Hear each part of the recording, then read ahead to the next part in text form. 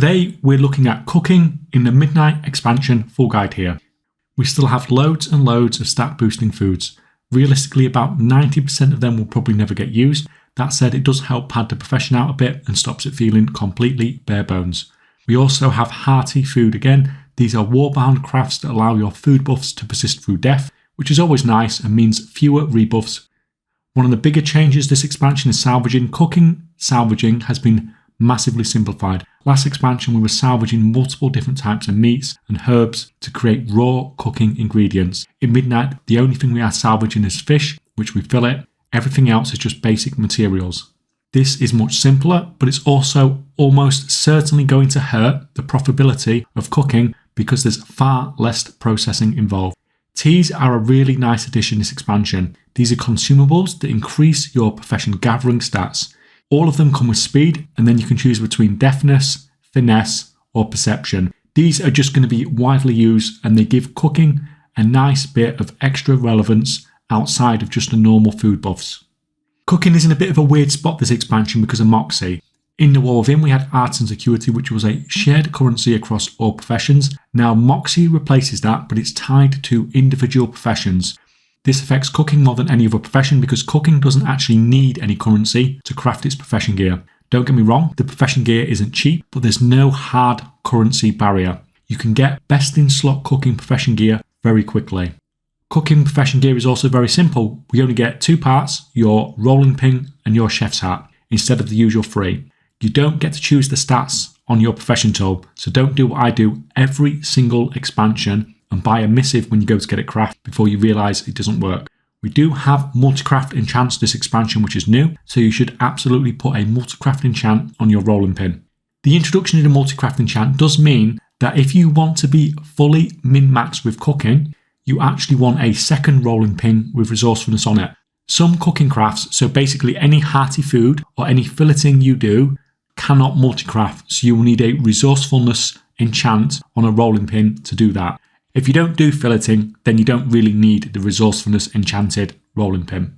Leveling cook in this expansion is honestly pretty much a joke. Spiced biscuits are the key. You learn this recipe from the trainer at 1 profession skill, and it only uses vendor bought materials.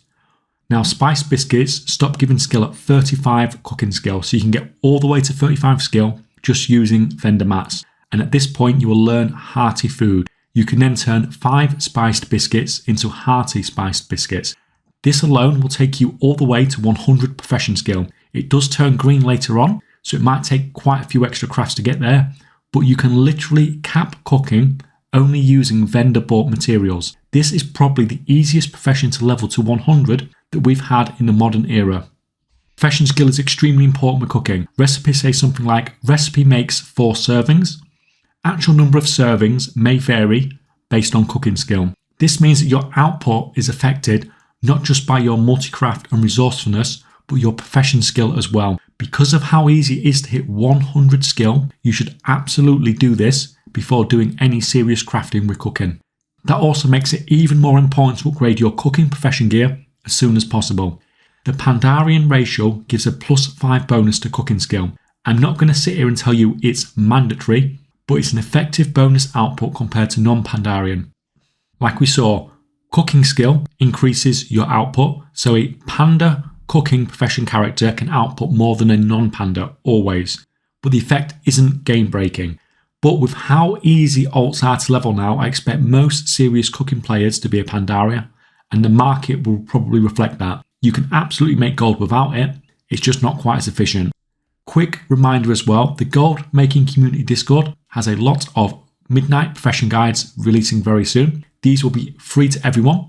There's a link in the description below if you want to come and join us and use those guides. Recipe wise, I think Flora Frenzy could end up being this expansion's Bellador's Bounty. There are other recipes that give you 65 of your higher secondary stat, but these are either feasts or look like they could be more expensive to make. Champion's Bento is probably the main contender as a basic meal, but it uses fillets, which could make it more expensive. It's hard to know for sure before release.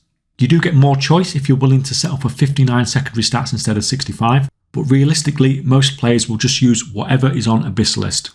To unlock the Flora Frenzy recipe, you need to complete a quest line. Head to Harandar at 37.0, 26.0 and pick up the quest Late Bloomers. Follow the quest line through its 4 or 5 stages and you'll unlock the Flora Frenzy recipe at the end. This is absolutely worth doing on every cooking character. Now, crafting speed has always been huge for cooking because it's traditionally been a very slow profession.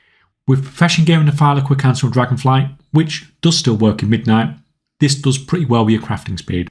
At the time of recording this video, we're just a couple of weeks away from Midnight launching, and the Weaver's buff from the War Within is still applying to Midnight crafts.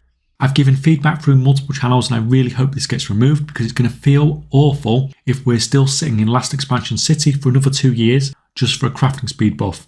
Right now, this is the best way to cap your crafting speed. If this does get changed, the alternative is to use the lower buff in Zul'Aman. This is unlocked by buying a quest item from the Abundance event vendor and it gives you a crafting speed buff while in Zul'Aman. It's not quite as strong as the Weaver's buff, but it does get you very close to the crafting speed cap, and at least it lets you craft in Midnight content. Finally, cooking finishing reagents. Earthly Garnish and Savoury normally give around 12% resourcefulness. These drop fairly commonly and there are several easy farm locations as well. Because they're common drops and they only provide resourcefulness, they'll probably be quite cheap. Bizarre Bites are much rarer. I got fewer than 20 of these I think across my hundreds of hours on the beta. It'd be interesting to see how many of these end up hitting the economy once the full player base is active. These are basically the secret sauce of the expansion and give a massive output boost. They'll almost certainly be expensive, so you'll only want to use them on your highest value crafts. Overall, cooking has a very low barrier to entry in Midnight. There's no currency on profession gear, and leveling is incredibly easy. Teas are a nice addition, but the heavy pruning of cooking processing is likely going to hurt the gold making potential more than anything else. If this video was helpful, please leave it a like and let me know in the comments below what you think about the cooking changes in Midnight.